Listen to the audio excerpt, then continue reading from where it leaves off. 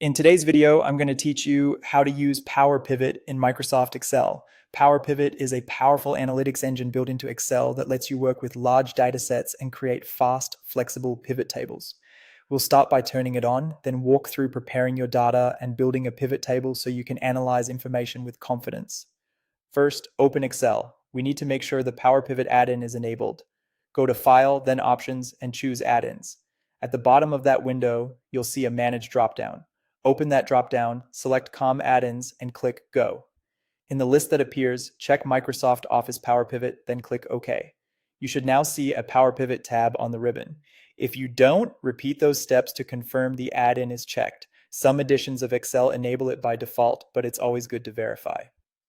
Next, prepare your data. PowerPivot and regular pivot tables both work best when your data is clean and tabular. Make sure your information is arranged in rows and columns with clear, unique headers for each column. Remove any completely blank rows or columns. Avoid merged cells, and keep data types consistent within each column. Numbers as numbers, dates as dates, and text as text. Clean structure prevents errors and makes field detection seamless.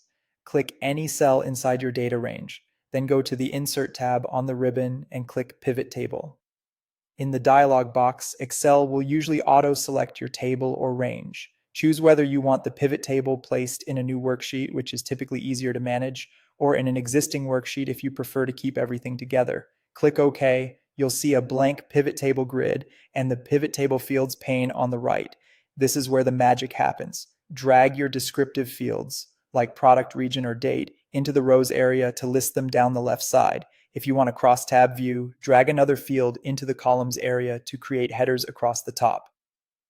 Place numeric fields such as sales or quantity into the values area to summarize them. Excel usually defaults to sum, but the values area is where totals, counts, and averages live. If you want to filter the entire report, drag a field into the filters area so you can focus on a specific segment without changing the layout. That's it. With Power Pivot enabled, your pivot tables can scale better and stay responsive as your data grows. Keep refining by rearranging fields until the summary tells the story you need.